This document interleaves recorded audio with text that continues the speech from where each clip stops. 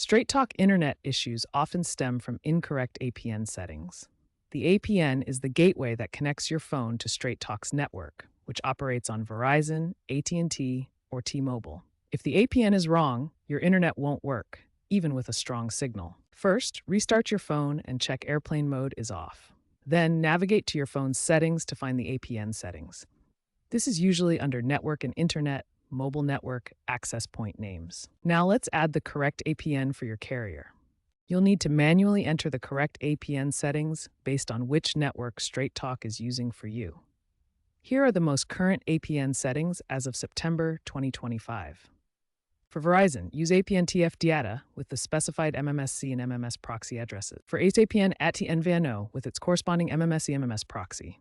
For T-Mobile, use APN WAP.TrackPhone with the provided MMSC and MMS proxy details. Set the APN type to default done supl MS for full functionality. Create a new APN profile with these settings. Save the APN and select it to apply the changes. If problems persist, contact Straight Talk support or reset network settings.